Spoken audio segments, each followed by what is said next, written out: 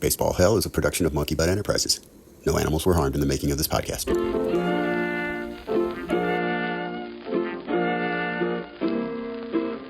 Hello again, everyone. This is Tommy the K. Ward Davis, how you doing this week? Hello, everybody. I'm doing well, Tommy. Glad to hear it. What have you been up to this week? Any travels? No, not really. Just kind of hanging out, watching some baseball because we'd certainly have to do so much research and so much. Our time, as you know, Tommy, is spent pretty much just researching and doing this for our listeners. And we sacrifice. We don't. I haven't brushed my teeth in a week, Tommy, because I was watching baseball. It's just I can't go anywhere. You say sacrifice, but primarily we sacrifice our crack research team and make them do all That's the true. analysis. Have you anybody applied yet to that ad that we put into the Craigslist? Right. You would get it at like convenience stores. You just pick it up off of when people would actually pick up newspapers. It's like the tradesman or something like that. Yeah. It was like a swap shop newspaper. Shop. There you go. And we've also advertised on Swap Shop as well. So, Yes. right. So anyway, nobody has applied. So we've had to do all the work ourselves, but that's kept us busy. How about yourself? I was busy today doing some manly things. Change the oil in one of my daughter's cars, flush the radiator, and I was fixing up a couple of old bikes that we're going to give away to a lady that we know that has a couple kids that might appreciate them now that mine are grown up. Yeah, cleaning up those bikes, making sure they're ready to roll. Oh, good. Did any of the bikes have? Did you have to take the baseball cards off of them? There was a couple old cards with clothespins. Yeah, on the front wheels. Yeah. Right. Yeah, you had to put them on there. I didn't know. Baseball cards. I don't think baseball cards were the best media for making that motorcycle sound on there. I preferred the wax coated playing cards. Oh, I see. The deck of cards, right? Much better. Did you put the gum from there No. on the thing? Because that's pretty hard. I typically was saving the gum to put in my sister's hair. Oh, I see.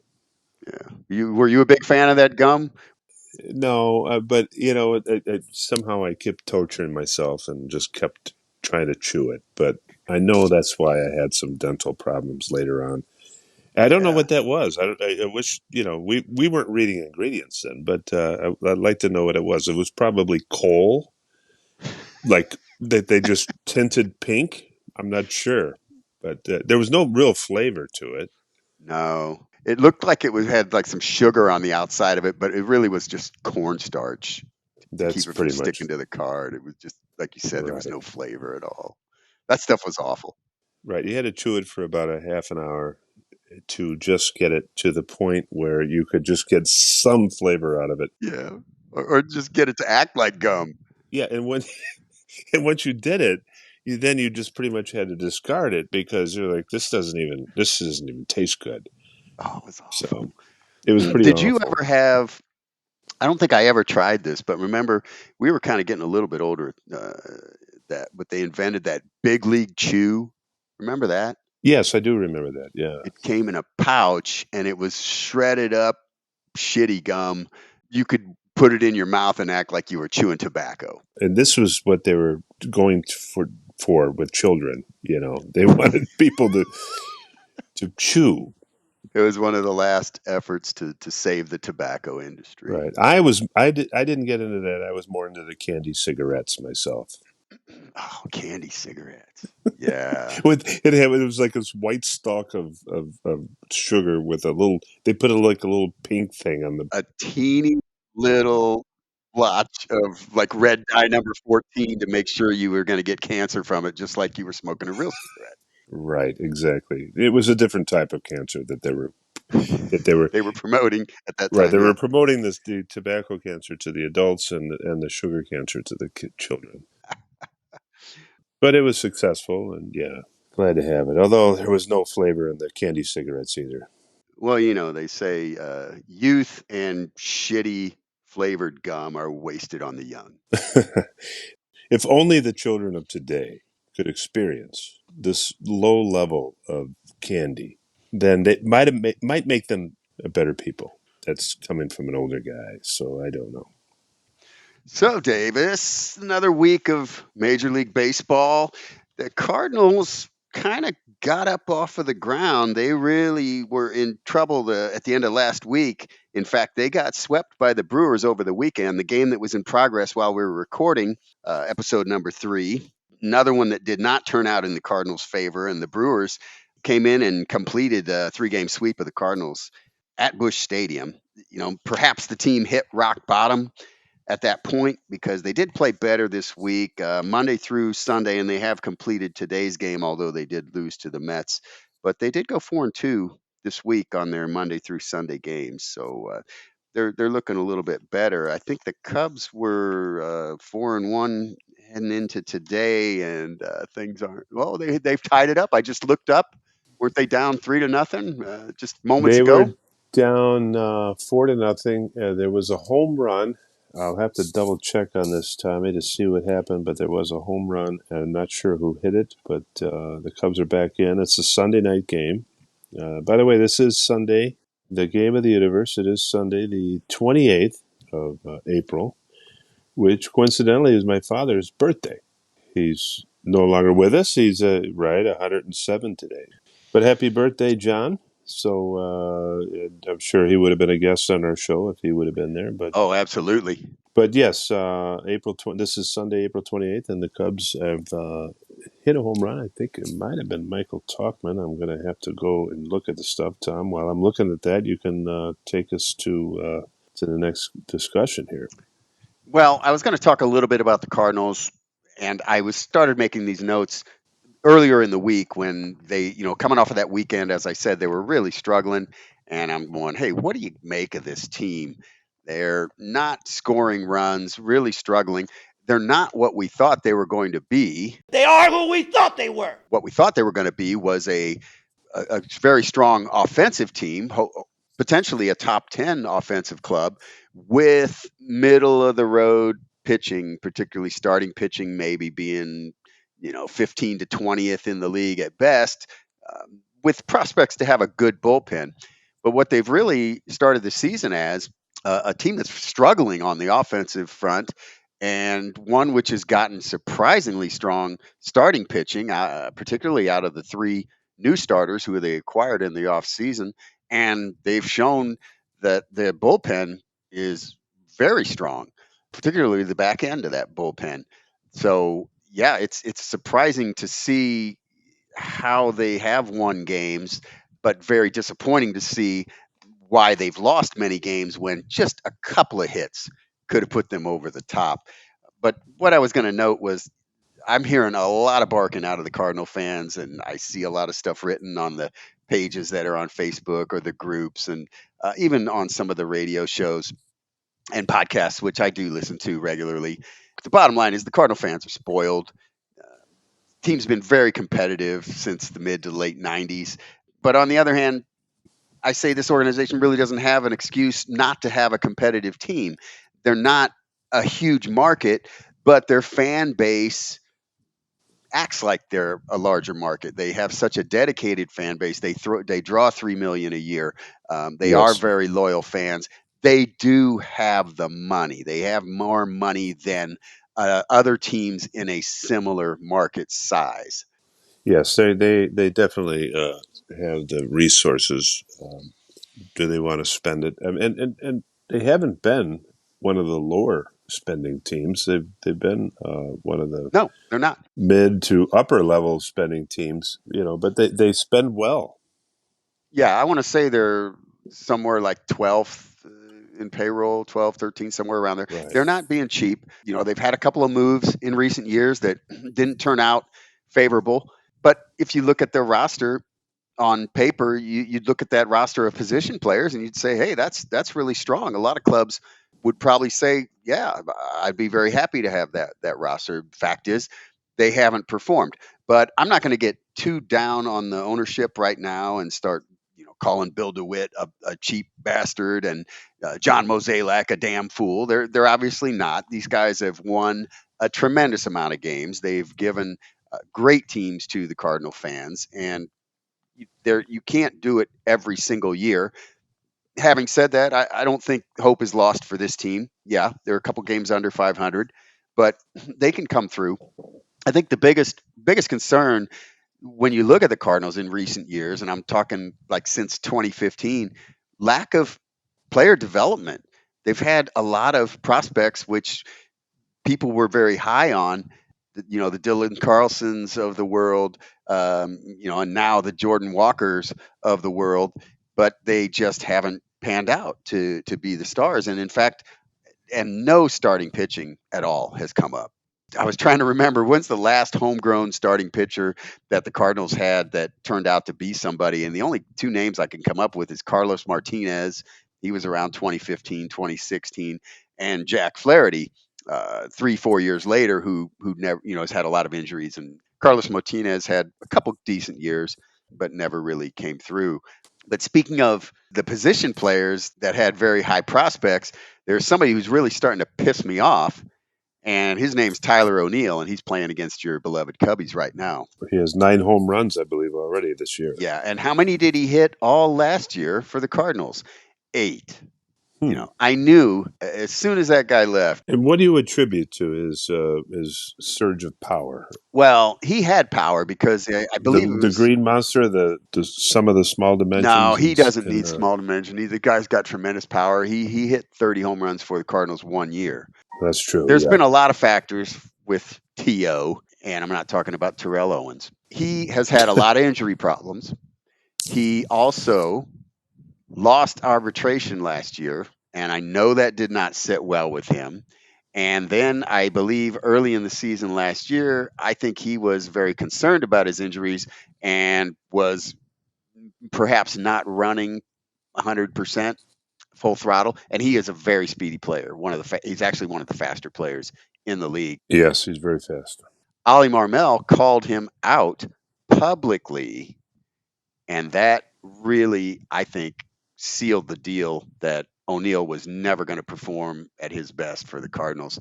And he still continued to have injury problems throughout last year, struggling with that. But I don't think his mind and heart were in St. Louis, particularly in the 2023 season. I see. Well, but now some of the players that they have brought up, some of the minor leaguers that they've had, but some of the players they have brought up are now having success other places. Yeah, As far as their pitching, I see that Lance Lynn, and they're not homegrown people, but well, Lance Lynn actually Lynn was was, yeah, homegrown at one point, wasn't it? yeah, yeah. But he's now, but he went other places and he's come back. He's had some success. But the pitchers that they have acquired, They're doing well. Sonny Gray's done well. Lance Lynn, Kyle Gibson. I mean, you got to say they're 3 for 3 with those guys so far. their games with the this week with Arizona, they won how many? Yeah, they started the week at Arizona. Cardinals played Monday, so they had a Monday, Tuesday, Wednesday set with at home against Arizona. Game one, the Cards they did win this game 5-3, got their record up to 10-13. They came in with a 4-game losing streak, so things were not looking too good. Goldschmidt came through and hit a solo homer here. That was only his second extra base hit of the season. That tied that game at 3-3. Nolan Gorman, who hadn't hit a home run in a couple weeks, hit a walk-off homer in the bottom of the ninth. And then again, the Cardinals won that game. Lance Lynn pitched. He threw 5 innings, 7 hits, gave up 3 earned runs, left that game with a 2.81 ERA. Not too bad. Helsley came in. He got the win. Pitched the last inning. Good comeback win for the Cardinals. Again, with their backs up against the wall, they really looked like they were about ready to fall off the cliff and start mimicking the 2023 team all over again. And that's when the natives began to get really restless and started jotting down notes about what to say about the Cardinals. Second game, not so well. It was falls into the category of quote unquote debacle. They lost this game 14-1. Jesus Christ. Cardinals were actually up in this game 1-0. Wilson Contreras hit his third home run of the year in the first inning, but there was a play, there was a play In the third inning, Nolan Gorman's on second base with two outs. Believe Newt Bar's up. Nolan Gorman tries to steal third base in the bottom of the second with two outs. Of course, he gets gunned down, and the team just hit the snooze button after that. Didn't do a damn thing. Goldschmidt went 0 for 4 with three strikeouts. Exiting this game, he's batting 186 with a 542 ops. I think this is when he hit rock bottom because he went 4 for his next 8 and started hitting some doubles. Not a lot of home run power still, but he started hitting the gaps after this, and he ended up having a good week. Steven Matz completed another bed shitting exercise. Had a really poor day. 4 and a third innings, 7 earned runs, gave up a home run, 5.55 ERA. Zach Thompson came in, basically said, "Hey, Matz, hold my beer. I'll show you." In only 2 and 2/3 innings, he gave up 7 more earned runs. He had a 9.53 ERA at the end of this game, and he earned himself a trip back to Memphis as a result. So Cardinals 1-1 with the Diamondbacks. After that, they head into Game 3, and they win this one 5-1. Picked their record up to 11-14. They were facing their old friend Jordan Montgomery. This was another oh boy, here we go moment for the Cardinals after that butt kicking the day before, losing 14-1. Now they got to face Jordan Montgomery, and you're thinking, oh, yeah, he's going to just ram it down their throat. And he pitched well, but the Cardinals touched him for 2 runs in the sixth inning. Contreras doubled, Arenado drove in a run to tie it. They then scored a run on a wild pitch by Montgomery, went up 2-1. Seventh inning win, scores from first with a mad dash on a single by Nolan Gorman. Oh my gosh. 2 run double by Newt Bar in the eighth, put it away 5-1. I told you about I Newbar. told you about Lars Newt Bar. Kyle Gibson, 6 innings, 5 hits, only 1 run. Respectable 4.35 ERA, not bad. Romero, Kittredge, Helsley, 3 innings, no runs. These guys are really looking sharp. You're going to hear that trio mentioned again and again. They're really slamming the door. Romero in the seventh, Kittredge in the eighth, Helsley in the ninth. That's the formula that the Cardinals need to follow and try to win 6 inning games, basically. So that was the first series for the Cardinals. They bounced back. Like I said, they came in really scraping bottom after getting swept at home by the Brewers, and they picked themselves up and took 2 out of 3 from the Diamondbacks. So they got to have a happy flight. This was the first time in, I think, 9 series that they won the final game. They had been having a lot of crappy flights. Yeah, that makes the flight a little bit better, I would suppose. Especially when the manager said no peanuts, no peanuts, no snacks, no nothing. Every time that they didn't win the last game, you guys, you guys, you know what you will pay for that last loss. Nobody laughs, no peanuts. Think about what you did. That's like, remember in Little League, if you lost the game, you didn't get to go to Dairy Queen. I had a different coach in the beginning. We did go to Dairy Queen a couple of times when we lost. I think he just felt sorry for us. This is before you and a couple other. I was on the team. I was like one of the first people on the team. I was like Anthony Rizzo on the team when the Cubs That's were really right. bad in like 2013, and I was on the team, and our coach was Mr. Andrews, and what a great guy, what a great coach. And a couple of times he just took us out anyway because we lost a few games, and we were decent, we were okay. We won a few, we lost a few, but what a great guy, what a great Yeah, coach, he was a nice man. Yeah. and that's the way you got to be if you're coaching kids, man. You just gotta get out there and let the kids go out and have fun. Yep. He just was the best, and he did that for us. And then, of course, when we won, he's probably like. And then when you joined the team, and then when some of the other stars came along, all of a sudden it turned into like the 2016 Cubs. It was like all of a sudden it was me and you and a bunch of other guys from our school, and we came along, and then we started winning games and going at this stuff. And he's probably thinking, "Oh no, now I got to pop for Dairy Queen all the time." It's probably like we got to release some of these Yeah. guys. It was a good lesson to learn that you just gotta really, if you out there, people, and you're doing anything with children, it's not you teach them some fundamentals, but let them go out and have fun, especially in the early days. As they get older, they'll learn, and then it gets a little more serious. And But you can hit them. we were in like sixth grade. Yeah. Then it's just no rules, Yeah. no nothing. Guy makes a couple errors. It's okay to strike him. Just do it open hand. Right. Take a broom, hit them in the shins. When they come back to the dugout, let them know who's the boss. Well, let's talk about the Cubs' first series. They were playing the Astros at Wrigley. Yeah, and I was thinking that I think I brought it up. I might have brought it up last week that you got a good team like the Astros. They've been a perennial. I mean, I don't know how many years in a row they've gone to at least the American League Isn't champ it or national the six? American League championship.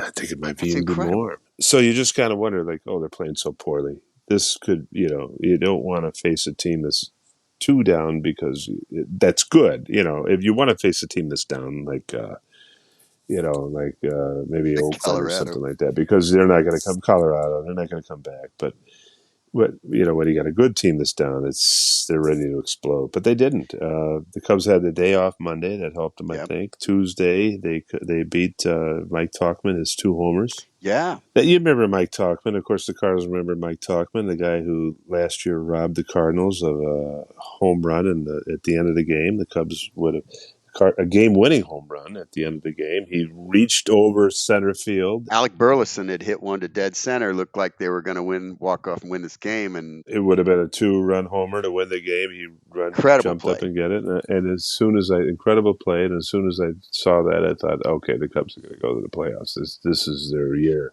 Of course, they blew it at the end, but Yes, Tauchman hits 2 home runs, but this kind of reminded me. Remember last week we were talking about the Sandberg game. This was kind of the Bellinger game because Bellinger goes and he hits a 2-run homer in the first inning, his 5th home run of the year. Then they hit a fly ball to deep center, and Bellinger kind of gets all turned around. He kind of looked a little bit like Keith Moreland playing center field out there. Reminded me of the early '80s Cubs, and that ball just dropped on the warning track right behind him, and it was like he never saw it. Then they hit one out there a couple innings later, and he tries to make a incredible circus catch off the wall, but he bashes his shoulder, and then he's hurt. So Bellinger's injured after this game, right? he was injured. He hit a home run. He's starting to make a little comeback. He's been hit. He had a poor start, but he's starting to make a little comeback. He hits a home run in the game. He's getting some hits lately. But something that bothers me about Bellinger lately, and I saw it a little bit in spring training too, he just seemed to misread balls. He's been always a great center fielder and always a good fielder, wherever he's played in the field, first base, center field. But I saw it in spring training. I thought, oh, that's not like I'm thinking, oh, okay, it's spring training. He's not going to try to really, but it's like he's not reading the ball well. And I wonder if there's something going on with his vision or his sight. I see him blinking a lot, and it just seems like I could be. I'm sure I'm completely off on this, but he's misread a lot of Hmm. balls that I've seen lately, and I hate to throw that out there because it's probably not true. But to me, there's something going on with him as far as his fielding. His hitting came back, but he did run it into the wall, and ended up breaking a couple, cracked a couple of ribs. Oh, So he is out for a little while, and now with him out in center, and then Suzuki is out in right. and Bellinger, if he does start to struggle in the outfield, that's a big problem because now you got Michael Bush playing first base, and you're not going to want to put Bellinger over there. You're not going to bench Michael Bush. I'm sure it's nothing that's you know, I'm sure I'm just my speculation, but Well, it caused me great concern just watching him do it because he does. I've never seen him, misread mhm. balls in Well, the out. listeners, if you didn't see that play, look up that highlight because it was, as Davis is saying, it was kind of a head scratcher. He just on the warning track, he would have easily caught it had he been tracking it better. I don't know. Well, anyway, but the Cubs win this game 7-2. They walking away with a 14-9 record at that point. Game 2 against the Astros. Cubs jump all over Arrighetti in the first inning. Yes, they've had some success. By the way, when Bellinger went down, they called up Pete Crow Armstrong from Yes. the minor leagues to play center field. But yes, they jumped all over. Swanson is a big 3-run homer on Wednesday. and they've had a lot of big first innings. And then it came down to the bullpen and on Wednesday, and it was Leiter again. I don't think he's given up an earned run yet. Leiter came in and struck out Jake Myers to end the potential rally. They hold on to the game, but the interesting part about that is they put Alzale, who was their closer, they put him in the sixth inning. I was going to ask you about all of a sudden he's not the ninth inning guy anymore. Well, he's given up a couple of big home runs. He's given up a few home runs this year, more I think than he's given up all year last year. And then they put Neris in, Mm-hmm. Hector Neris in, and he finishes the game, and the Cubs win 4-3. So it worked. Well, Neris gets the save, but he did give up a run. Oh, Altuve hit that bomb off of him. You can kind of give him a pass on that because Altuve's been really hot this year. Yeah. Okay, so the Cubs win that one. They've taken the first two from the Astros at Wrigley. They're 15-9. We go into Game 3. You got 41-year-old Justin Verlander on the mound. And they loaded the bases with nobody out in the first inning against him, and yet they didn't score, and that's always a bad sign. And Verlander looking sharp. He's got 5 strikeouts through the first 2 innings. It's looking like maybe this is not going to be the Cubs' day. Nice game for Nico Horner. He ended up getting 3 hits there, and he's batting 300, 785 ops. That's pretty good productivity out of your second baseman. Tauchman walks 3 times.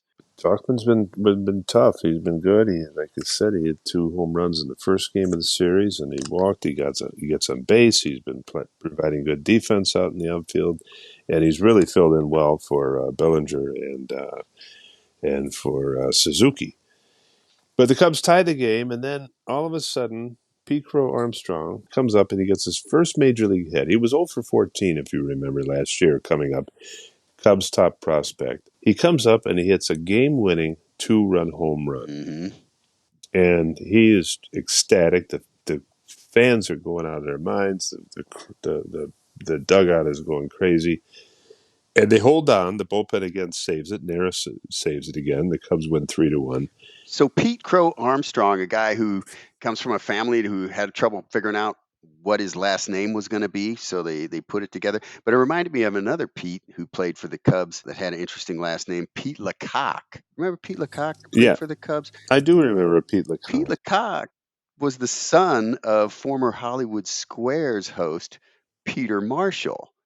I was trying to understand. I'm like, well, if you're a kid and you find out your dad's last name is Marshall, but you're tagged with a last name of Lecoq, and by the way, Le basically means the in French. Would you not have chosen to make your name Pete Marshall? Well, he probably was true to his name. I don't know. I'm thinking that probably he was born Peter Lecoq, and of course Peter being the first name, also not possibly the good idea, but Peter Marshall being a celebrity said, "I'm changing my name." Because I'm going to host the show. Otherwise, he probably would have hosted Match Game. Yeah. Well, I get it now. Okay. Yeah, well, so the Cubs win this one. They knock off Verlander. He only lasts 4 1/3. He didn't give up any runs, and Verlander 1.74 ERA, but he exited relatively early. Cubs win this game 3-1. They're 16-9, Davis. At this point, yes. And everybody's saying, "Hey, what's going on with the Astros?" Well, I'll tell you what's going on with the Astros. They're no longer cheating. No. After Houston lost that series 3-0, they were only a few games worse than the White Sox. But Yeah. And the White Sox are historically bad. They got to a 3-22 point. Yeah, they did. But let's just, as an aside, let's just say that the White Sox did sweep the Tampa Bay Rays on their way to a World Series championship on the south side of Chicago. Break up the White Sox, but you know what? Give them a few wins. They need to throw them a bone. Yeah. Well, that takes us to our middle segment, Davis. Yeah. Any interesting mail this week? Yeah, Tommy, the first couple of weeks weren't good. You got a letter from Uranus, Missouri, and I knew that was going to be bad. I knew I'd be a Cardinal fan, but I was very surprised last week that the Cubs fan uh, from Wrigleyville also had some problems with me. But I've actually read this bill, and it's not good toward me again. But let me Ooh. just read it for you first, and then I will because I have a rebuttal for this. You can only kick Davis so many times before he's going to fight back. This particular one I have to bring up because it's a big misunderstanding here, and it goes like this. It says, "Dear sirs, very kind. It's a Uh, nice start. my name is Cary Grant, and I hail from Booz, Illinois. And Booz, Illinois is spelled Boos, like boo, Boo. booze, Booze. booze. Yeah, Booz, Illinois. I take great offense, Mr. Ward Davis, on a previous podcast saying disparaging things about booze, though unincorporated here in Jasper County, comma. And I thought it was interesting, Tommy, that there's not the symbol for comma. It's the word comma spelled out with the Bracketed. bracketed. Yeah. Uh, This guy was serious. yeah, so I think he really wanted to emphasize the comma there. Though unincorporated here in Jasper County, comma, we are proud of our little village and the old Illinois Central Railroad. Please visit us before saying bad things about booze. We'll show you the old depot. We'll show you the place where our store used to stand. And of course, the endless cornfields as far as the eye can see. Sincerely, Cary Grant. P.S. Yes, I am. P.S.S. You, Mr. Ward Davis, are a sanctimonious jerk. Oh, not again. PSSS. Tommy the K, do you have any sisters who are single? I am currently unattached. Now, let me just say this. He seems to be confused about you had broken into an impromptu editorial about booze by fans. You didn't like fans booing, but he thought you were talking about. Right. I wasn't talking about booze, BOOS. I wasn't talking about booze, Illinois in the previous show. I was just saying I can't see why adults and go to a sporting events and boo professionals who are much better. But in the spirit of congeniality, I will not boo Mr. Cary Grant. I say, Tommy, I'm going to present this to you. I say we broadcast from Boaz, Illinois, and possibly on our Halloween show. I think it's perfect because I think it's a ghost town, Tommy. Just for, yeah, to set the record straight, and I'm glad you did, Davis, because Right. I never mentioned Boaz, Illinois. and Mr. Grant is probably one of many who was confused. All right, well, let's move on. Oh, I hear my ride just showed up, but yeah, go ahead. All right, let's move on to the second series of the week for each team. The Cardinals head off to the Big Apple, New York, to take on the Mets. Dave, what is a Met? The Metropolitans, Tommy. I believe A that Metro. it's a short for the Metropolitans. I believe. Okay, all right. Well, the Cardinals get off to a good start out there on the East Coast. They win this one 4-2. Um, Alec Burleson got a 3-run homer in the first inning. That was his first of the year. We've been waiting for that. This is this guy, Alec Burleson, mentioned earlier that Tauchman robbed last year. Oh yes. He's one of these guys that if you look at his stats, he has this high barrel percentage. He hits the ball hard, but always right at somebody. So he's Oh yeah. kind of a tough luck hitter, and he's only been demonstrating warning track power up until the first inning of this game this season. So it was good to see him get one out of there. Wilson Contreras hit a solo shot to make it 4-0. Some nice defense by Mike Ciani out in center field. This guy's looked really good in center field and really bad at the plate, barely batting 100 right now. So the Cardinals, look at the Cardinals center field for this season. They had Tommy Edman never has recovered from arm surgery that he had in the offseason. Still no date for his return. Dylan Carlson had a decent spring. He was slated to win back a starting job in the outfield until he got plowed by Jordan Walker. in one of the last preseason games, hurt his shoulder. He's been out since then. They brought Victor Scott in and left him on the roster. He batted less than 100, so they sent him down last week. And they've had Mike Ciani out there, great glove. Again, just no offensive production whatsoever. So trouble spot for the Cardinals, who are, as we mentioned earlier, already struggling to hit and score runs. They can't afford to have a sub nothing offensive performance out of their center fielder. And in this game, they started 3 players with their average under 200 and 3 other starters 219 or less. So you got 6 guys in your starting lineup, Davis, batting 219 or lower with little power. That's just not going to play.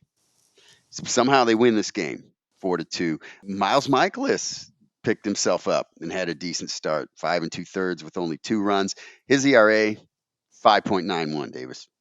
Ooh, that's not good. I would think that he would have been one of the better ones. I would have thought he would have done better than Lance Lynn, but go ahead. No, Michaelis, he's been struggling. His last 2 or 3 outings were really poor, but he bounced back and put this one together once again.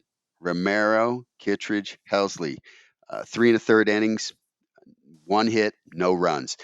Their ERAs, Dave, Romero 1.32, Kittredge 0.82, Helsley 1.93. These guys are saving the Cardinals season right now. Yeah.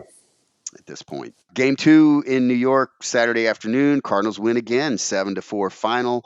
Adrian Hauser started for the Mets. The Cardinals got to him pretty early. Goldschmidt at this point was 7 for 20, 2 doubles, a home run.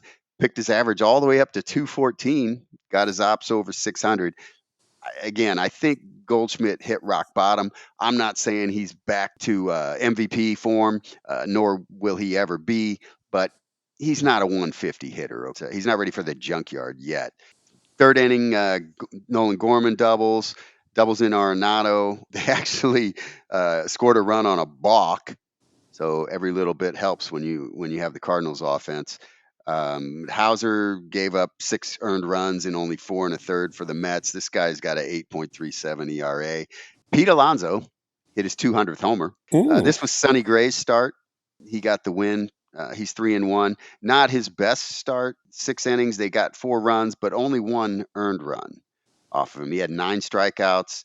I mentioned the Alonso homer did come off of Sonny Gray, but his ERA 1.16. Davis, not bad. Once Oh, again, 7th inning Romero, 8th inning Kittredge, 9th inning Helsley, 3 innings, no earned runs. Really shutting the door so far in the season. Helsley 9 saves at this point. how long can they go like this? That's the thing. Are they going to be leaning on these guys too heavily and they're going to, wear them out?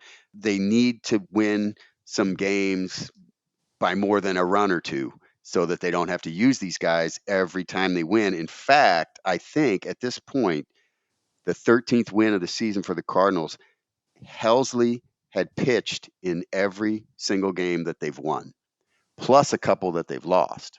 Wow. So he's already up to 15, 16 appearances. Oh boy. Yeah. They got to be careful with him.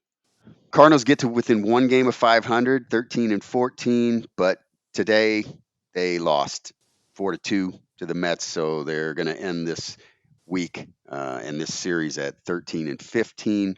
They did take 2 out of 3 from the Mets, took 2 out of 3 from the Diamondbacks earlier in the week, but this game shows they're not out of the woods with their offense. 4 hits in an 11-inning game, still coming in with 3 starters under 200. And one of them's Nootbaar. One of them's Gorman. That's 2 guys that they're counting on for a lot of productivity this year. Ciani, okay, I get it. Yeah, he's batting 108.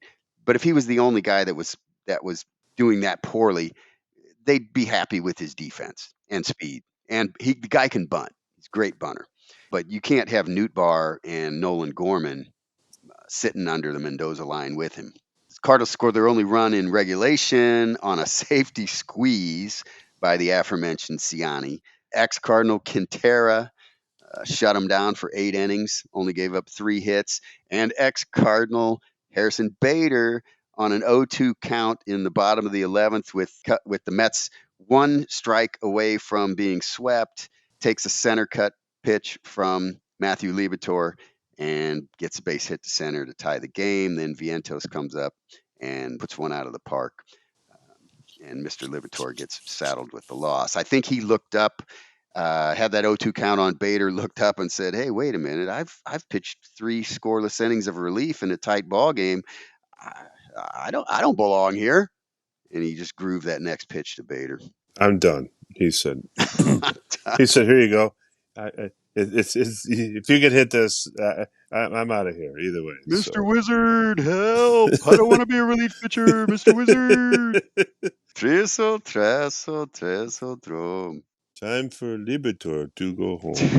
Come on. That was Jose Quintana, who was also a Cubs pitcher at one That's point, right. And a and White White Sox Sox. pitcher. Yeah, Sox Yeah. traded the Sox traded Quintana to the Cubs years ago for Eloy Jimenez and Dylan Cease, two of the top Cub prospects. And I'm thinking, why for Quintana? Quintana was decent, it pitched well, but no, that was not a good deal. But not that Eloy Jimenez is, he gets hurt all the time, and Dylan Cease though is I think he's going to have a better career, but we'll see. But Quintana, yeah, he's still pitching well. I'm surprised that he was still going. A left-hander too, so there's always going to be interest in him as long as he can put up halfway decent numbers. There's an edit. Are you okay, Tom? Do I need to send anybody there? I have sirens going by me all the time, so I can send something. I can wave people down. I appreciate that. Thank you. Cubbies, second series of the week. They head to Fenway Park. They head to Fenway Park and they continue on, and they have Mr. Imanaga pitching, and he just shut him down. He blew him away. He gave up 1 earned run. He struck out 7, 5 hits and a walk. He doesn't walk too many people. He gave up a home run To Tyler O'Neill. to Tyler O'Neill. He'll give up a home run every once in a while, but the Cubs pretty much dominated the game. He's 4-0 now, Imanaga, and an ERA of 0.98. He's thinking Cy Young. Well, we'll see how the season goes, but yeah. And then you had Keegan Thompson comes in. He pitches 2 innings. Interesting, because Keenan Thompson, he's pretty busy on Saturday Night Live. Yes. He's still able to come in and pitch. Well, that was Friday. I guess if the Cubs have a comfortable enough lead, they're up 7-1. They're like, all right, we can let Keenan Thompson. Right. They said, Keegan, could he come in? He comes in, he pitches. That's Friday. He goes back, and they're in Boston. He's close enough. He goes to New York. He's on Saturday Night Live, and they bring him back on Sunday. But it's really a good situation for him. And then Pete Crow Armstrong Lecoq, PCA they call him. He had 2 more hits, and he's getting 2 more RBIs, and 1286 ops. yeah, that's not too bad. Really, and I'm going to go into Saturday right now and just say there's not much to say there. The Cubs lose 17-0. Do we need to speak anymore? I used the word earlier. This was the Cubs version of a debacle. They kept it close for a little while, and then their bullpen started giving up, and then you got to the point where when you have your 2 position players, Matt Mervis and Patrick Wisdom, come in to finish the game in the relief, that's when you turn it off. That's when you turn the game off. Usually teams, they bring in a position player and you get a couple of runs off of them. This was it just wouldn't end. It was like a softball game. Yeah, Mervis used to pitch when he was in college. I think he was at Duke or something like that. But he used to pitch when he was in college, and he pitched. He did okay, but certainly when you're throwing about 85 miles an hour, you're not going to get too many big leaguers out. Let's just say that he would have gotten me out in a second. Yeah, but yeah, then Patrick Wisdom came in. He was throwing about 45. Yeah, I think Mervis. They said this is actually true. They said he had a pitch count. Matt Mervis's ERA now is 81.0, so 0.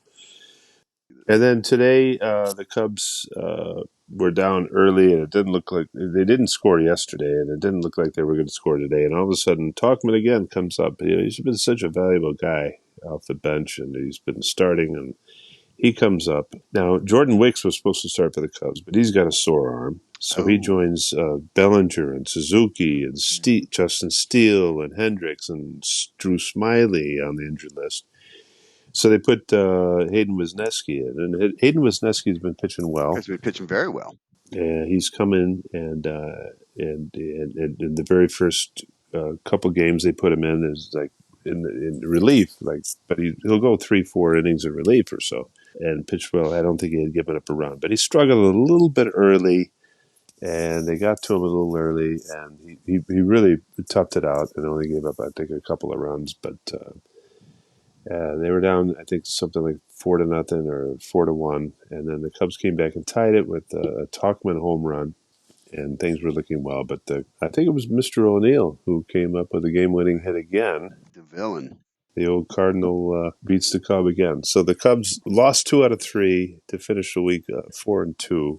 Not bad, but Could have been much better. a win tonight, or it would have been a nice, to win that series. They ran out of juice. Now they'll go to the Mets tomorrow. The Mets coming off that win Okay. over the Cardinals. So the Cubs had a decent week, and the Cardinals had a decent week. So I Yeah. think we could both be happy about this. The Mets are struggling to score runs, kind of similar to the Cardinals. So the Cubs might have their way with those guys. Tommy, Tommy, we don't have advertising on our show, as you know. Well, who would pay to be on our show? Well, I would think that there'd be several different vendors. Meat lockers, ant farm people. By the way, did you ever have an ant farm? I don't think I ever did. I remember seeing those. I burned a lot of ants with magnifying glasses. That was experimentation. That was science. Yeah. Because as a child, you always are trying to find out what happens when you pull the legs off of ants and put them in like in a puddle. What would happen here? This is in the name of science, of course, and but So you don't think I'm gonna die and then wake up and there's gonna be a big magnifying glass over my body and a ant holding it? you will dream this, but it's probably not going to happen. I would give it a very, very small percentage. I would say about 4%. It's a non-zero chance that that's what my afterlife will be. Fair enough. Is God an ant? And Yeah. if so, then we're all in trouble. You getting cicadas down there, Tommy? There's a big No. cicada eruption in here in the Midwest, and for the listeners out there, I am in the state of Illinois, and Tommy's in the state of Texas, and you're not getting them down there in Texas, but there's like a 13-year and a 17-year convergence, and somehow the 13-year and the 17-year are converging. Oh. And there's going to be a tremendous amount. And our old stomping ground, Springfield, Illinois, is the ground zero, kind of like Oh. the eclipse. It's going to be the ground zero, and I guess they just crawl up out of the ground, and the ground moves, and they just crawl up, and they just crawl up on the sides, stuff they put on their air conditioners and the side of their house, and trees and things like that. And No, what I remember from Springfield is horseshoes. well, they have cicada horseshoes now. Do they? Instead of French fries, they put the nacho cheese on, and then they put a big handful of cicadas on it. For the crunch, I would guess. And then you get that little itch in your throat, like, what the heck? But you know what it is. Okay. Well, on that note, it's probably about time for us to think about wrapping up episode 4. It's been a great time talking with you again. Well, yeah, and I'm going to be in Springfield in June, and I was thinking about maybe going to a Cardinal game. I was going to see if maybe you wanted to meet me down there. Meet me in St. Louis, Louis. Wouldn't it be great to do the show from there? It's, I have an extra ticket, and it happens to be Lance Lynn Bobblebelly giveaway night. Not bobblehead? No, it's a big belly that bobbles. Boy, I got to get that one. I've never had a bobble belly night since probably Rick and Paul Russell, and they would bounce against each other. Yeah, I haven't seen that in a long time. It's nice that they're bringing that back. Okay. Well, we'll get back to the bicycles. Get back to the bicycles and clean those up, and and get get the rest of the baseball cards off the spokes. Is there one in particular that you just kind of cherished or that survived? I found a Jerry Morales card when he was, and it Mm. was when he was on the Cardinals when he was really bad. Oh, wow. And That's he cool. was good on the Cubs for He like was one very year, good. right? I love Jerry Morales. Yeah. A basket catch, remember that? Yeah. That's when I used to go to Cubs games, and there would be always 13 to 15,000 people there in the 70s. And And they 13 to closed. 15 runs scored. Seemed like they were Right. some big high And it scoring was, games. yeah. And they always closed the upper deck in Wrigley Field because there wasn't enough people to, clean the Oh, peanuts off really? of the ground. Yeah. They just, everybody sat in the lower decks and the bleachers. So, but anyway, Tommy, it's been a great time. I've got to go. I've got things to do. I got to see a man about a horse. All right. Well, then we're going to wrap it up. Episode 4. Hey, catch us on Spotify, Amazon Music, YouTube, even Apple Podcast. Check us out. We got 3 previous episodes, and they're probably a hell of a lot better than this one. Give them a listen.